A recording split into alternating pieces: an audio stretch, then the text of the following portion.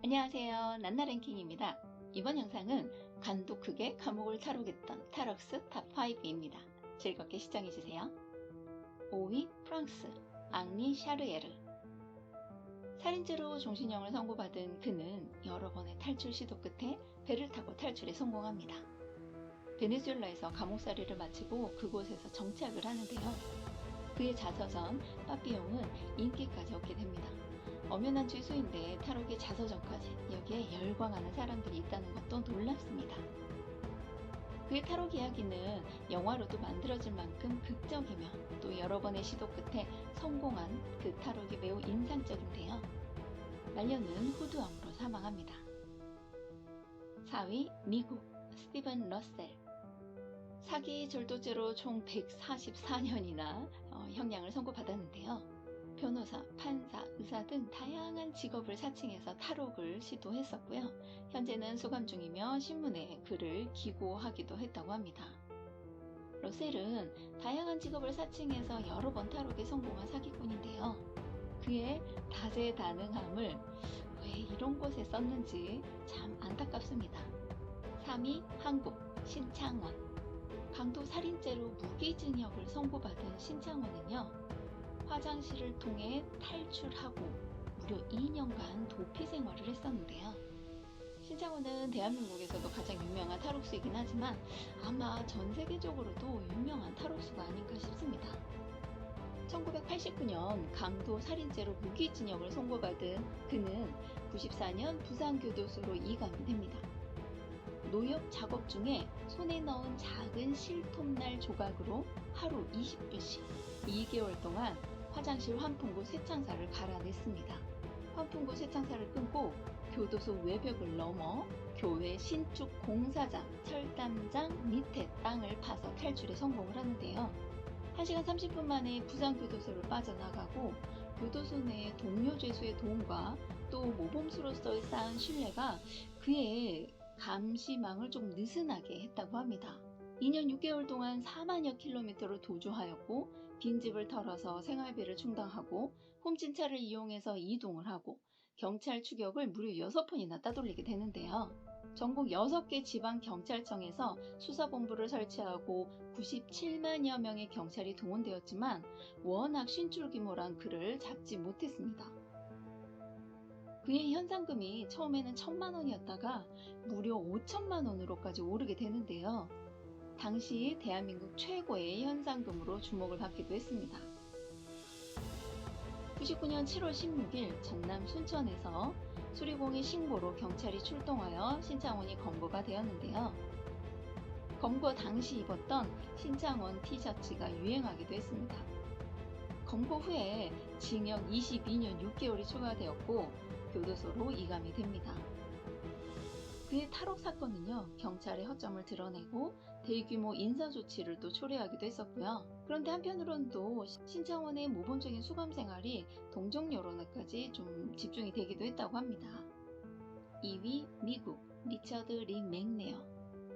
강도 살인죄로 무기징역을 선고받은 맥네어는 그의 탈옥 방법이요, 정말 영화 속 한 장면 같습니다.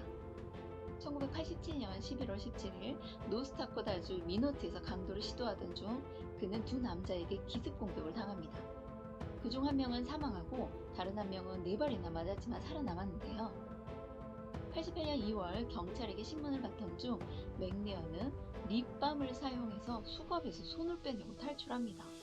그런데 몇 시간 후에 다시 잡혔고 두 번째 탈옥은 92년 10월 9일 교도소 내에서 다른 수감자와 함께 환기구를 통해 탈출합니다.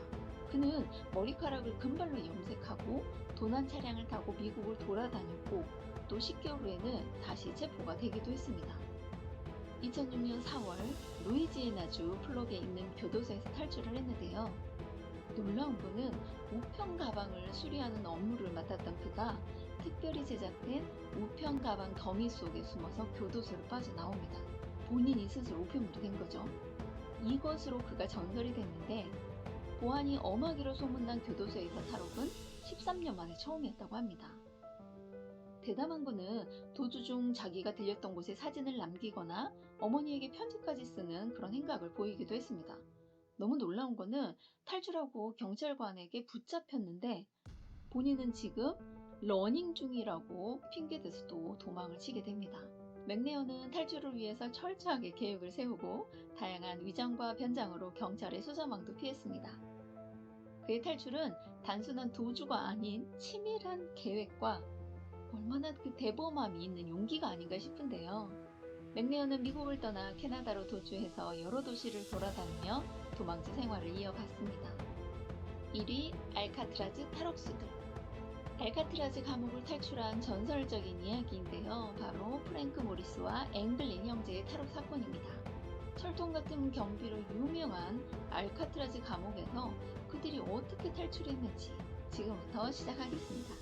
1960년 마약 소지 및 무장 강도 혐의로 체포된 프랭크 모리스는 알카트라즈 감옥에 수감되자마자 탈출을 계획합니다. 얼마 지나지 않아 존 앵글린과 그의 동생 클라렌스 앵글린 그리고 앨런 웨스트가 이 계획에 동참하게 되는데요. 모리스의 지휘 아래에 2년 동안 복잡한 탈옥 계획이 진행됩니다.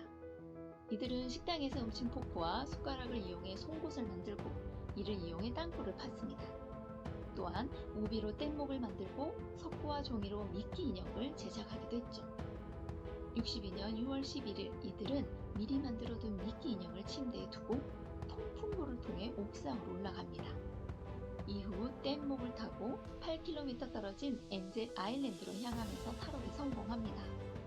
놀라운 거는 다음날 아침이 되어서야 교도관들이 이들이 탈옥한 것을 알게 되었는데 FBI가 광범위한 수색을 펼쳤지만 시체도 찾지 못했다고 합니다. 일부는 이들이 익사했다고 주장하기도 하고 또 여러 가지 가설이 난무하지만 확실한 건 그들은 잡히지 않았습니다. 비슷한 시기에 샌프란시스코 해변에서 발생한 차량 강탈 사건과 앵글린 형제가 브라질에서 찍힌 사진 등이 이들의 생존을 뒷받침하는 증거로 제시되었는데요. 또한 2018년에는 존 앵글린이 쓴 것으로 추정되는 편지가 공개되었습니다. 알카트라즈 탈옥 사건은 많은 사람들에게 영감을 줬고 또 영화와 TV 프로그램 소재로도 많이 사용되었는데요. 세 명이 모두 살아있는지 죽었는지도 알 수 없고 살아있다고 해도 그들의 현재 나이는 90대, 노화로 인해 얼굴이 많이 바뀌었을 수도 있습니다. 이 탈옥 사건이 일어나고 1년 있다가 이 감옥은 폐쇄됩니다. 교도소의 위치상 유지비가 많이 들었기 때문이라고 합니다. 이렇게 기발한 탈옥수들의 이야기를 들으니 우리가 출근길 지하철을 탈출하는 것도 쉬운 일이 아닌데 그들은 어떻게 그 힘든 감옥에서 탈옥을 했는지 모르겠습니다. 열심히 사시는 당신도 한 번쯤은 탈옥을 꿈꿔보시는 게 어떨까 싶습니다. 물론 합법적인 방법으로요. 이번 영상은 여기까지입니다. 다음 영상에서도 흥미로운 이야기로 찾아뵙겠습니다. 감사합니다.